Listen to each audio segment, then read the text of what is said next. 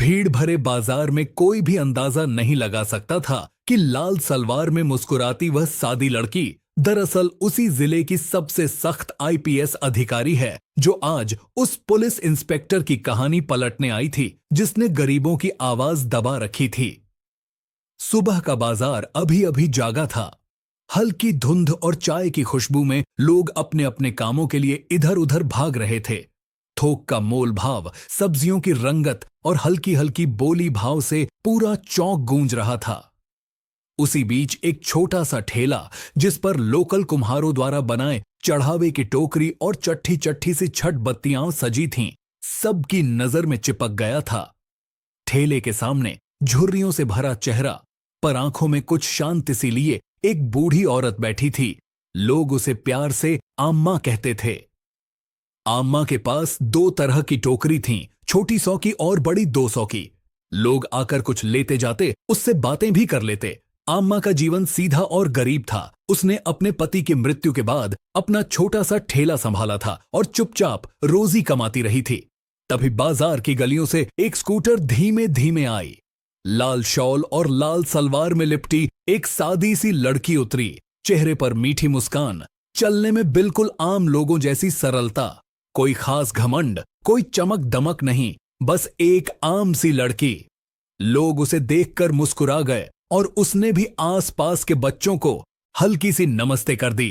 पर जो चीज सदैव ठंडी आंखों से सामाजिक छल कपट को पहचान लेती थी, वह उसकी निगाहों में थी।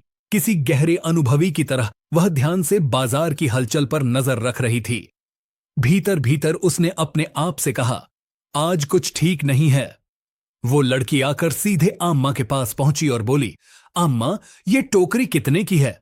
आम्मा ने हंसकर कहा, बेटी, छोटी वाली 100 की, बड़ी वाली 200। वह लड़की बड़ी ही सहजता से बोली, ठीक है, छोटी वाली दे दीजिए। आम्मा ने टोकरी थमाई। तभी अचानक हवा में सायरन की आवाज सी आई। एक पुलिस की जीप ने बाजार की तरफ मोड़ लिया और नजारों में एक तेज सा बदलाव आ गया। जीप से उतरा एक इंस्पेक्टर, चेहरे पर घमंड, मुंह में पान की गंध और कदमों में सत्ता की ठसक। वह सीधे आम्मा की तरफ बढ़ा और बिना किसी बात के बोला, 8-10 टोकरी दे दो। आम्मा थोड़ी हिचकिचाई पर बोली, साहब, इतनी बड़ी मात्रा में तो। पर इंस्पेक्टर ने आदेश दे दिया और थैली में टोकरी भरवाकर ले जाने का इशारा किया। लड़की ने वहीं खड़ी खड़ी देखा। बिना किसी नाम के पर उसकी आंखों में एक सवाल गूंजा। इंस्पेक्टरों की तरह लोगों के लिए आदेश देना उसका स्वभाव नहीं था, पर जो कुछ भी देखा जाना चाहिए था वह नोट कर रहा था। इंस्पेक्टर बिना पैसे दिए टोकरी उठाकर जीप में रखवाने लगा और बाजार के लोग उदास आंखों से देखते रहे। आम्मा ने हिम्मत करके कहा, साहब, पैसे तो दें, हम भला उससे क्या करेंगे? इंस्पेक्टर का चेहरा लाल हुआ। पैसे? कितने? यहां पैसे नहीं चलेंगे, जो मैं कहूंगा वही चलेगा। आम्मा की आंखों में पानी आ गया। उसकी छोटी सी कमाई आज उसके लिए सब कुछ थी। वह धीरे से बोली, साहब, मेरे दोने में बचा हुआ है 1000, वह ले लो। इंस्पेक्टर ने हंसते हुए कहा, ठीक है, पर अगली बार याद रखना। और फिर जीप आगे बढ़ते बढ़ते एक मोड़ पर रुकी। आम्मा ने पीछे से आवाज लगाई, साहब, बच्चे बीमार हैं, सुबह का खाना भी नहीं। इंस्पेक्टर गुस्से में उतर आया और घसीटकर आम्मा के टोकरे को जमीन पर पटक दिया, पहले की तरह, उसी बेरहमी से जिस तरह उसने पहले छोटे व्यापारियों के ठेले पलटे थे। टोकरी टूटकर बिखर गई। बत्तियां, पत्तियां, छोटी छोटी चीजें सब फर्श पर गिर पड़ीं। आम्मा धड़ाम सी बैठ गई और रोने लगी। बाजार में एक आलम सा छा गया। सब सहमे हुए थे। किसी ने लड़की ने ठंडी सांस ली और अपनी टोपी, जो उसने चेहरे पर थोड़ी झुकाकर रखी थी, को बराबर किया। अंदर से वह आईपीएस पद पर पदस्थ एक वरिष्ठ अधिकारी थी। नाम था सीमा भारद्वाज। वह अक्सर असाधारण तरीकों से स्वयं बाजारों में उतरती, जनता की वास्तविक दशा देखती और स्वयं अनुभव करके जांचों में निर्णायक सबूत इकट्ठा करती थी। पर आज उसने साधारण लड़की का रूप लिया था ताकि कोई भी उसे पहचान न सके। सत्ता के दाग और प्रभाव के सामने सच्चाई को छुपाने की कोशिशें तभी पकड़ी जा सकती थीं जब आरोपी को उसके असली चेहरे का पता न चले। सीमा ने आम्मा के पास जाकर धीरे से बोतल से पानी निकाला और आम्मा को दिया। आम्मा को जैसे किसी ने सहारा दे दिया। सीमा ने पास खड़ी दुकानदारों से पूछना शुरू किया, किसे पता है कि यह इंस्पेक्टर कौन है? कुछ ने डरते हुए कहा, सरदार सरहिंद का इंस्पेक्टर नजरू, बहुत खतरनाक आदमी है। पिछली बार उसने आम्मा का ठेला पलट दिया था और कहा कि झूठे केस में जेल डाल दूंगा। दूसरे ने बताया कि पिछली बार भी उसने एक बुजुर्ग की दुकान तोड़ी थी और कुछ ही दिनों में किसी तरह मामला पलट गया। लोग उस इंस्पेक्टर के आगे कुछ बोलना ही नहीं चाहते थे। सीमा ने दिमाग में सब बातें जोड़ लीं। यह कोई एक घटना नहीं थी, एक प्रणालीगत दुराचार था जिसे रोकना जरूरी था। सीमा ने अपने मोबाइल से म्यूट करके कुछ तस्वीरें खींच लीं। इंस्पेक्टर की जीप, पुलिसकर्मियों के चेहरे, आम्मा की बिकट सी हालत, गिरा हुआ सामान, ताकि बाद में सबूत रहे। पर सीमित सबूत पर्याप्त नहीं होते। उसे कुछ गवाह चाहिए थे जो खुलकर बोल सकें। पर बाजार में डर था, लोगों के माथे पर वही भय। हर कोई अपनी छोटी सी रोजी बचाने की चिंता में था। सीमा ने भीतर ही भीतर ठान लिया, यह लड़ाई अकेली नहीं जी जा सकती। उसे थोड़ी सूक्ष्म चाल चलनी होगी। इंस्पेक्टर के ऊपर मामला बनाने के लिए कागजात, साक्ष्य और संभवतः कोई कानूनी दबाव बनाना होगा ताकि वह बगैर सबूत के नहीं निकल सके। उसने स्थानीय फेसबुक पेज, समाज के सोशल संपर्कों के बारे में नहीं सोचा। यहाँ का माहौल पुराना और परंपरागत था, इसलिए उसे पुलिस के अंदर के कुछ लोगों से भी बात करनी थी, कोई ऐसा जो सच बोलने का साहस रखता हो। सीमा ने भाव में सामान्यता बनाए रखी और बोली, अम्मा, आप कुछ दिन मेरे पास आ जाइए, मैं आपकी मदद करूंगी। अम्मा की आंखों में भरोसा आ गया, पर वह हिचकिचाई। मैडम, मैं आपकी मदद कैसे लूं? मुझे कोई रिश्ता नहीं। सीमा ने कहा, फिक्र मत करो, मैं बस एक बात चाहती हूं, साथ चलना और सच बोलना। सीमा को पता था कि सिर्फ एक घटना से बड़े पैमाने पर नीति निर्धारण नहीं हो पाता। उसे इंस्पेक्टर के खिलाफ पुरानी शिकायतों का एक पूरा पेनोरमा बनाना था। वह धीरे धीरे अपने संपर्कों के जरिए अंदर की जानकारी जुटाने लगी। उसने कुछ पुराने मामलों की फाइलें मंगवाईं जहां उस इंस्पेक्टर का नाम दर्ज था और पाया कि नजरू सिंह इंस्पेक्टर पर कई बार भ्रष्टाचार और फर्जी एफआईआर के आरोप लगे थे, पर हर बार प्रमाणों की कमी या गवाहों का न लगना वजह बताकर केस बंद कर दिए गए थे। सीमा ने यह बात अपनी डायरी में नोट की। एक पैटर्न का गठन हुआ, दबाव, धमकी और संरक्षित प्रभाव। फिर उसने इंस्पेक्टर के वित्तीय व्यवहारों की जांच शुरू की। थोड़ा बहुत पैसा किस तरह पहुंचता है, जमीनों के सौदे, रिश्तेदारों के नाम, कभी कभी सत्ता और संपत्ति के बीच छुपा रिश्ता होता है।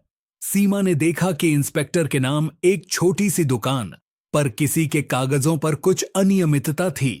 उसकी पत्नी या रिश्तेदारों के नाम पर कुछ संपत्ति दर्ज थी।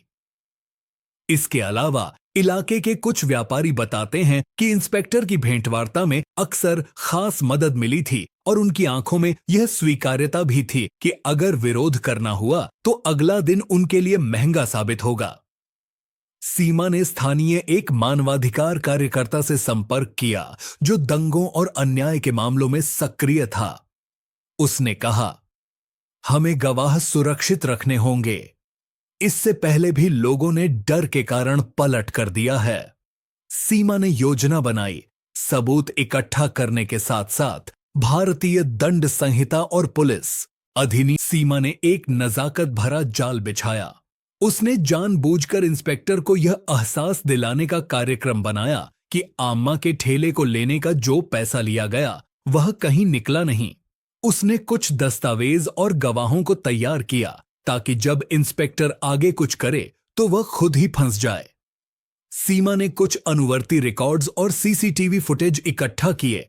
एक नजदीकी दुकान का मालिक, जिसने पहले उस रास्ते पर कैमरा लगाया हुआ था, सीमा के साथ सहयोग करने को तैयार हो गया।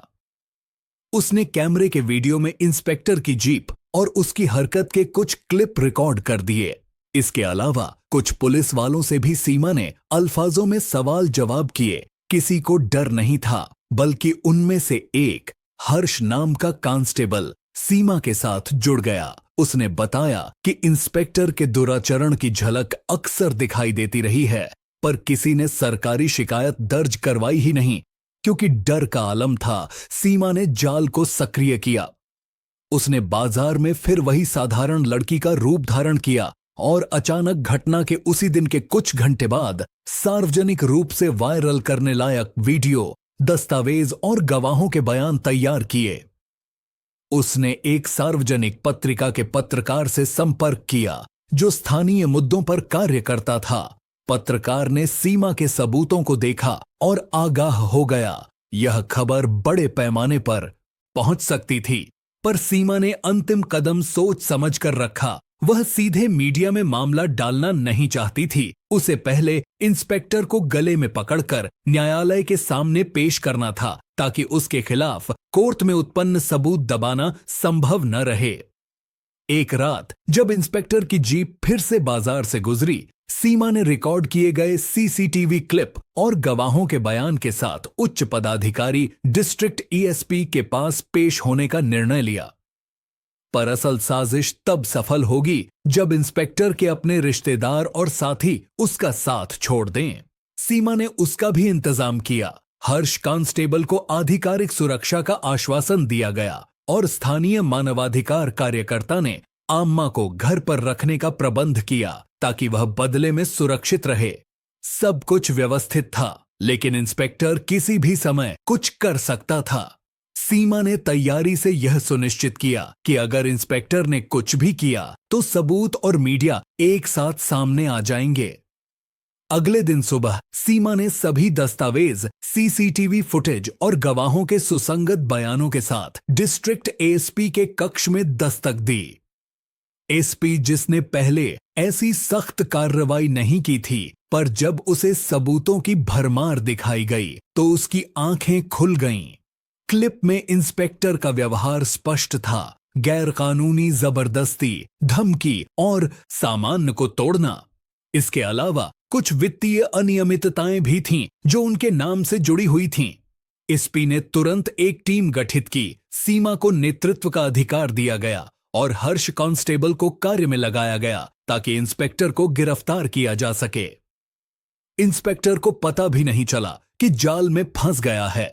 जैसे ही वह अगली बार बाजार गया और कुछ बेतुके आदेश दे रहा था, टीम ने उसे रोक लिया। गिरफ्तारी अचानक और सटीक थी। इंस्पेक्टर ने चीखना शुरू कर दिया, मगर अदालत के आदेश और सीसीटीवी फुटेज के सामने उसका प्रतिवाद बेअसर रहा। सीमा ने कानूनी प्रक्रिया पूरी तरह से लागू करवाई। कठोर धाराओं के तहत मामला दर्ज हुआ और इंस्पेक्टर को पहले ही रात में न्यायालय में पेश कर दिया गया। मीडिया ने सूचनाएं पाईं और खबर फैल गई। इंस्पेक्टर नजरू गिरफ्तार। लोगों के चेहरों पर राहत थी जो महीनों से दबे हुए थे। आम्मा, जो अब थोड़ा सुरक्षित महसूस कर रही थी, जब अदालत के बाहर आई तो उसने सीमा को आंखों में आंसू भरकर गले लगा लिया। सीमा ने कहा, यह तुम्हारा ही साहस है जिसने यह सब संभव किया। तुम्हारे जैसे हजारों लोगों को सही हक चाहिए होता है। इंस्पेक्टर की जमानत मुश्किल हो गई क्योंकि मामला सख्त था और सबूत ठोस थे। अदालत ने फौरन अंतरिम आदेश दिए और जांच आगे बढ़ी। सीमा ने सुनिश्चित किया कि इंस्पेक्टर के खिलाफ सभी प्रभावितों को सुरक्षा दी जाए और किसी प्रकार का दबाव उन पर न बने। अंतिम दिन जब इंस्पेक्टर को अदालत में पेश किया गया, वहां आम्मा समेत कई गवाहों की उपस्थिति थी, जिनमें से कई पहले डर के कारण बोल नहीं पाते थे, पर अब उनके भीतर का डर टूट चुका था। सीमा की योजनाबद्ध जांच और निष्पक्ष सबूतों ने कोर्ट में इंस्पेक्टर के दावे का सारा आधार हिला दिया।